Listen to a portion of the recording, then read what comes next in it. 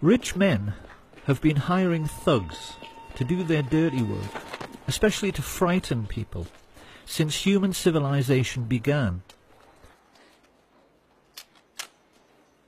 What people have to try to appreciate is that Nazism, in reality, was simply the first time in human history that the rich had enough wealth to hire an entire country of thugs to do their dirty work. Some of the most emotive images in world history are those of the Nazi war machine sweeping across the Low Countries to begin their occupation of France. And people have always assumed that the trucks used for the miles-long troop convoys must have been German trucks. But if anyone at that time had taken the trouble to lift up the cowling and look at the engine, they would have found these were actually Ford trucks, which had been built with personal permission from Henry Ford, who was sitting in his office 4,000 miles away in Dearborn, Michigan, a service for which he was given the Grand Cross of the Eagle, the highest honor the Nazis ever bestowed on a civilian. Ford sued the U.S. Army, the U.S. government in the 50s because during the war the U.S. Air Force bombed their tank-making facilities in Germany. And this is true. And what was it, like 52 or something? They sued the U.S. government for destroying their factories. And they won. They won the lawsuit. So I had to write a little song for Henry here.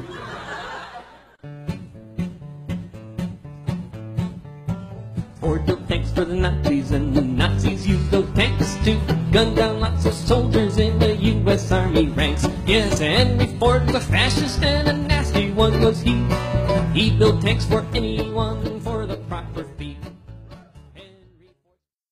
Hitler so admired Henry Ford, he kept a life-size portrait of him on the wall next to his desk, and even his legendary Panzer tanks were tainted by these sorts of practices, because they were made by I.G. Farben, who had entered into a cartel with the Rockefellers' Standard Oil. The government in Washington knew all about this, and largely did nothing. Licensing arrangements for trading with the enemy in wartime were issued without any fuss, even to the extent that after the occupation of France, the Chase and Morgan banks in Paris simply carried on doing business as usual.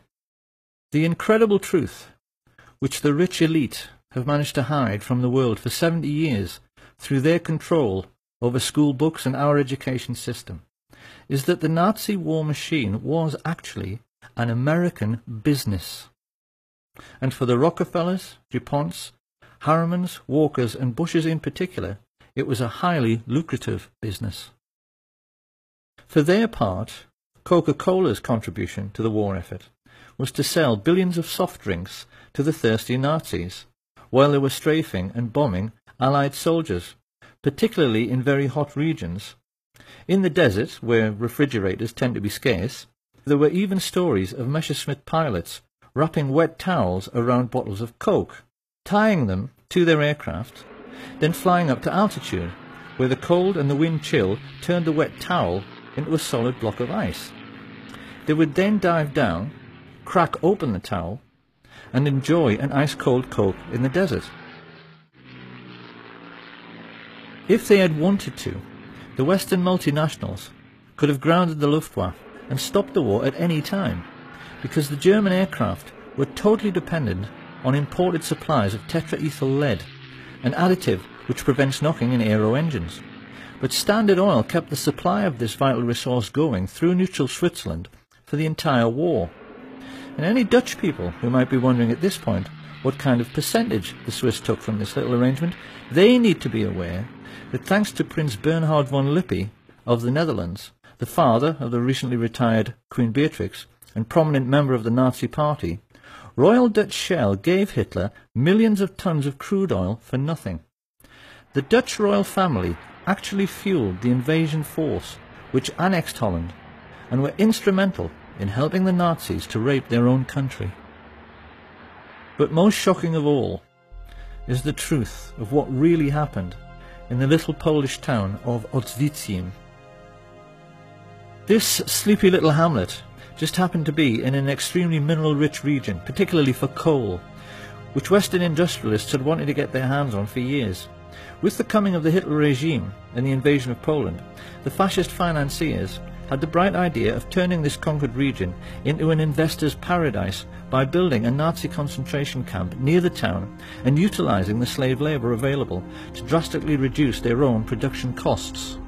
Few people are aware of the gigantic scale of the Nazi concentration camp network, and are blissfully unaware that the real purpose behind their construction was to make a profit for the rich, which is why they stole all the gold watches, gold wedding rings and gold teeth fillings and melted them down into gold ingots.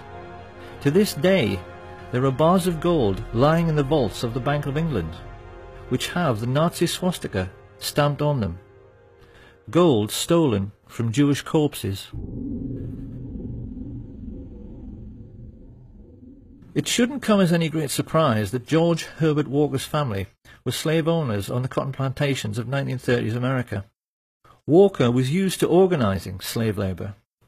So while his business associate, Averell Harriman, was paying for Hitler's 500,000 SS troops and supplying them all with brand new Thompson submachine guns, because he did, Walker took over the management of this new Polish concentration camp. And when his Nazi friends started complaining that they couldn't pronounce the name Auschwitz any better than I can, they all got together and decided they had better Germanize the name into something which sat more comfortably on Nazi tongues. It was in this way that the world first heard of Auschwitz. Because the truth about Auschwitz and the entire Nazi war machine is that they were essentially no different to McDonald's. They were American business enterprises abroad, businesses which the richest European families invested in, and businesses which, because of slave labour, made obscene profits, which Prescott Sheldon Bush took and placed in a blind trust, which later financed a Bush political dynasty which produced two presidents of the United States, his son, George Herbert Walker Bush, and his grandson, George Walker Bush. This picture of the railway leading into Auschwitz has, since World War II, become the iconic image of the Holocaust. To us it now represents something like the gate to hell.